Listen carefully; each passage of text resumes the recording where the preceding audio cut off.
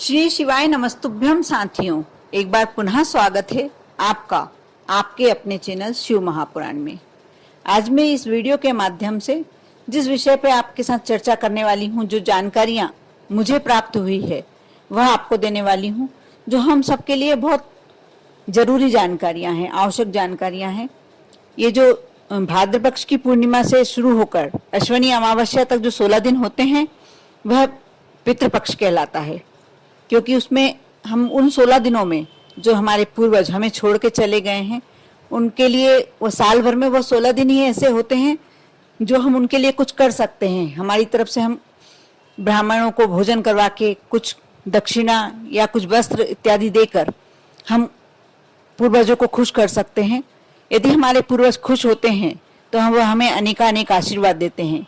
यदि वहीं कहीं यदि हमारे पूर्वज किसी हमारी अनजानी गलती से रुष्ट हो जाएं तो हमें उनका कोप का भाजन बनना पड़ता है। इन 16 दिनों को पितृपक्ष भी कहा जाता है और इसमें हम श्राद्ध कर्म इत्यादि करते हैं।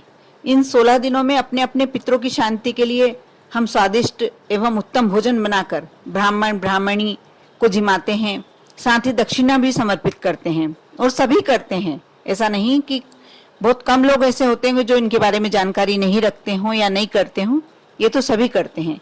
फिर इनके निमित्त जल तर्पण भी किया जाता है। हमारे सनातन धर्म में यदि स्त्री के निमित्त भोजन कराया जाए तो ब्राह्मणी को आमंत्रित किया जाता है, और वहीं किसी पुरुष के लिए आप आमंत्रित करते हैं तो ब्राह्मणों को करना चाहिए। यदि आप स्त्री के निमित्त ब्राह्मणी को जिमा रहे हैं तो आप साड़ी, और यदि वह स्त्री सुहागन अवस्था में आपको छोड़ के चली गई है तो आपको सुहाग की सामग्री साड़ी पर अवश्य रखकर देना चाहिए। साथ ही यथाशक्ति दक्षिणा रखकर विदा करना चाहिए। वहीं यदि पुरुष के निमित्त भोजन करा रहे हैं, जिमा रहे हैं, तो आपको धोती कुर्ते का कपड़ा, गमछा या जो भी आप देना चाहें वस्त्र संबंधी चीज कोई भी आप दे सकते हैं। साथ ही उस पर दक्षिणा रखकर अवश्य दें और अच्छे से ससम्मान विदा करें। ऐसी कुछ बातें हैं जो हम नहीं जानते हैं, वह जैसे अग्नि पुराण के अनुसार, पद्म पुराण के अनुसार और गरुड़ पुराण के अनुसार, यह प्रदीप मिश्रा जी ने अपनी कथा में बताया है। पंडित प्रदीप मिश्रा जी ने यह जानकारी दी है जो शायद हम में से कई लोगों को नहीं होगी। हम करते भी हैं 16 दिन में जो हमारे पूर्वजों के दिन होते हैं, तिथियां होती हैं, उसमें जिमाते भी हैं, लेकिन हमें पूरा फल प्राप्त नहीं हो पाता। क्यों? क्योंकि हम कुछ ऐसी अनजानी गलतियां कर लेते हैं जो जिसके बारे में हमें जानकारी ही नहीं है। प्रदीप मिश्रा जी ने बहुत अच्छे से उस चीज को समझाया है और मैं वह आपके साथ वही शेयर करने जा रही हूँ। भोजन में कुछ ऐसी खास सामग्रियां होती हैं जब हम पितरों के निमित्त ब्राह्मण को यदि भोजन कराएं तो हमें वो घर में नहीं बनाना चाहिए। यदि ये सामग्रियां आप बनाते हैं तो आपके पितर बाहर से ही लौट जाते हैं बिना भोजन किए। तो आप समझिए जो कि वह बिना यदि भोजन करे हुए लौटते हैं तो कितना रुष्ट होते होंगे, कितना दुखी होकर लौटते होंगे। और वह आपको आशीर्वाद तो इस अवस्था में दे ही नहीं सकते हैं, बल्कि उनके मन में आपके प्रति दुर्भावना आती है, वह आपको बद्दुआ देके भी जा सकते हैं। इसलिए अवश्य यह सामग्री आपको नहीं बनाना चाहिए। उसमें पहली सामग्री बताई गई है भूरा पेठा। हाँ, वही भूरा पेठा जिससे आगरे की मिठाई, आगरे का पेठा बनता है। वह भूरे कोले उसको भूरा कोला भी कहते हैं। वह भूरे कोले की सब्जी आपको यदि आप पितरों के निमित्त, पूर्वजों के निमित्त यदि भोजन करा रहे हैं तो आपको वो भूरे कोले की सब्जी कभी भी नहीं बनाना चाहिए, क्योंकि वो निषेध मानी गई है। दूसरी सामग्री बताई गई है भैंस का दूध। आप कोशिश करें कि जिस दिन आपके पितरों के निमित्त आप भोजन करा रहे हैं तो उस दिन आप गाय का दूध बुला लें, और गाय के दूध की खीर, दही, जो भी, ये तो सभी बनाते हैं, खीर तो उन दिनों में बनती ही है, तो आप कोशिश करें कि आप गाय के दूध की खीर बनाएं। साथ में दही वगैरह जो भी आप रखते हैं तो कोशिश करके गाय के दूध के ही रखें। यहाँ तक कि गुरुजी ने तो यह भी कहा है कि जो मावे की मिठाई आप बाजार से खरीद कर लाते हैं वह भी थाली में रखने योग्य नहीं होती है। जो उस दिन पंडित जी जीमते हैं, जो ब्राह्मण जीमते हैं, उनके लिए यदि आप बाजार से लाई हुई मावे की मिठाई, उसकी जगह आप इमरती या घर में बेसन की बर्फी बना लें या बाजार से और कुछ सामान ले आएं, मीठी मिष्ठान संबंधी कोई भी सामग्री ला सकते हैं, लेकिन आपको जो मावे की मिठाई बाजार में रखी जाती है वह अक्सर ही लोग लाके और अपने पूर्वजों के निमित्त जो थाली लगाते हैं उसमें रख ही देते हैं, लेकिन वो आपको नहीं रखना चाहिए। क्योंकि यदि आप ये सामग्री रखते हैं तो जो अपने ब्राह्मण होते हैं वो तो आपके यहाँ आके भोजन कर जाएंगे, लेकिन जो उनके रूप में आपने अपने पितरों को बुलाया है वह बाहर से ही इस भोजन को अस्वीकार कर देंगे और भूखे ही आपके यहाँ से अतृप्त अवस्था में लौट जाएंगे। और पितरों को तृप्ति न मिलने के कारण आप उनके कोप का कारण बनते हैं और वह अपना आशीर्वाद और अपनी कृपा दृष्टि आप पर से हटा लेते हैं। इसलिए कोशिश कीजिए कि ये सामग्रियां आप ना रखें। जो ब्राह्मण आपके यहाँ उनके निमित्त जीमने आए हैं, ब्राह्मण या ब्राह्मणी जो भी जीमने आए हैं, उनकी थाली में सामग्री बिल्कुल ना रखें। हम घर में ही बहुत सात्विक भोजन, खीर, पूड़ी, इमरती, यह सब खाद्य सामग्री रखकर पितर देवता को प्रसन्न कर सकते हैं। और यह सात्विक भोजन जब पितर देवता पाते हैं तो वह तृप्त होकर आपको बहुत आशीर्वाद देते हैं। साथ ही गुरुजी ने यह भी बताया था कि जो आप थाली लगाते हो, ब्राह्मण की जो भी थाली लगाते हो, तो उसमें आपको नमक नहीं रखना चाहिए, साथ ही अचार भी नहीं रखना चाहिए। यदि आप चाहते हैं कि उनको हो सकता है नमक कम लगे और उनको ऊपर से आवश्यकता लग सकती है, तो आप एक प्लेट में अलग दूर नमक रख दें और अचार भी ऐसे ही करके आप थोड़ी अचार भी अलग रख सकते हैं। क्योंकि जो आप जल फेरते हैं वो थाली में कभी भी नमक और अचार नहीं रखना चाहिए। साथ ही ये भी कोशिश कीजिए कि इन 16 दिनों में जो पितरों की कथा होती है उसका श्रवण करें, तो इसका अत्यधिक फल होता है। इससे जो 16 दिन में हमारे पितर हमारे घर में आते हैं उनको सुन के बड़ी शांति अनुभव होती है।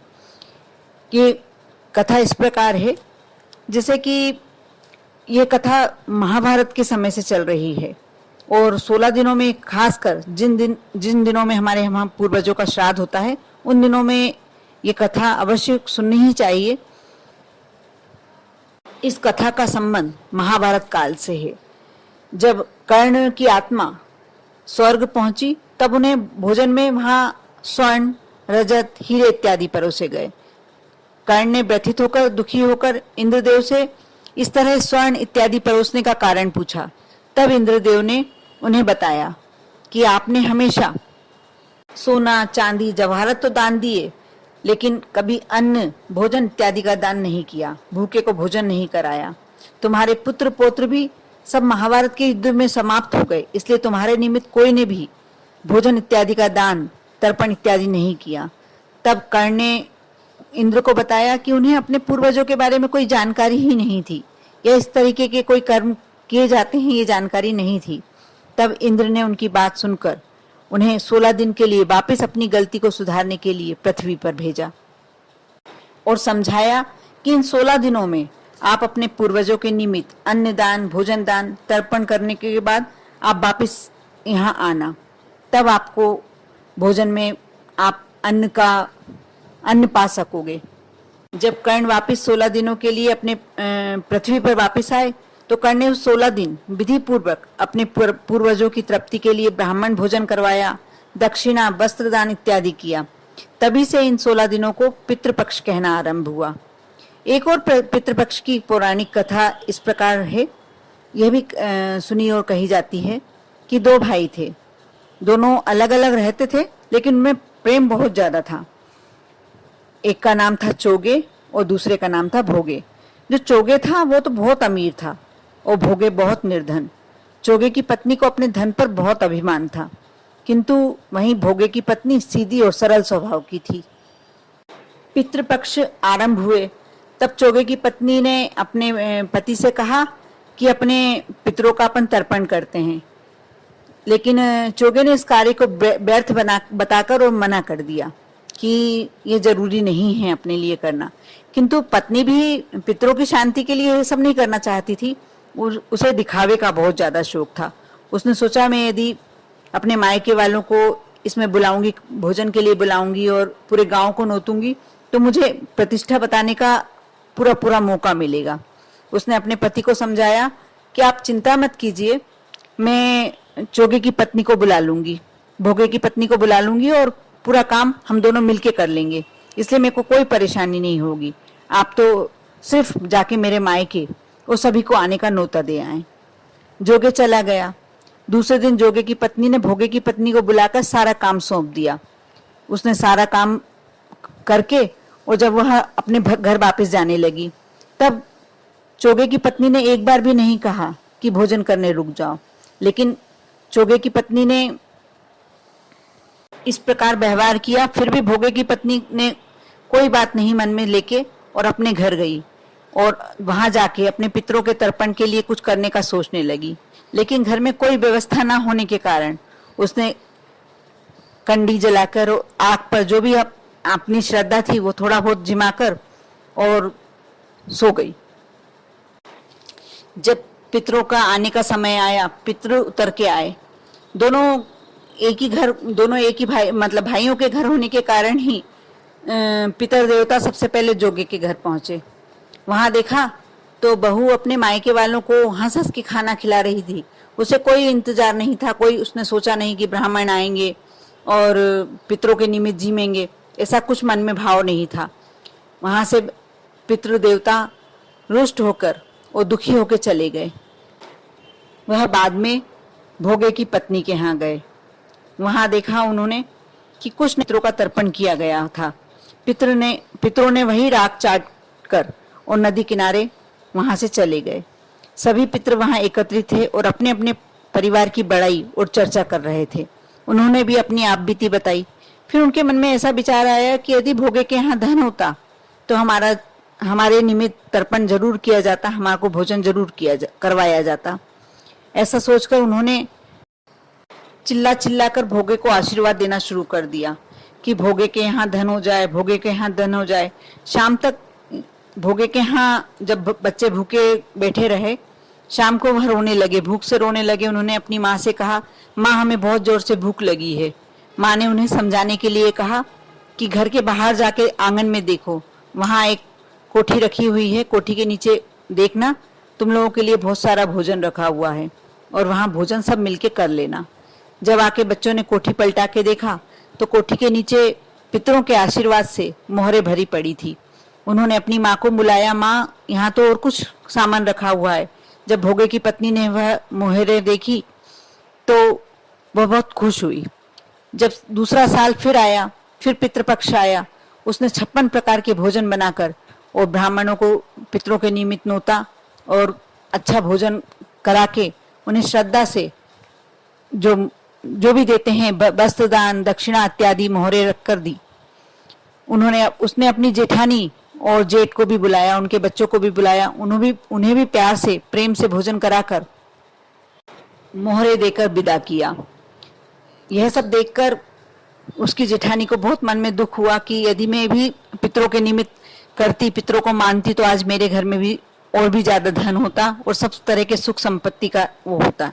इसलिए कहते हैं ना कि हमें इन 16 दिनों में अवश्य पितरों के निमित्त अपना तर्पण इत्यादि करना चाहिए, भोजन करवाना चाहिए और दक्षिणा भी देना चाहिए।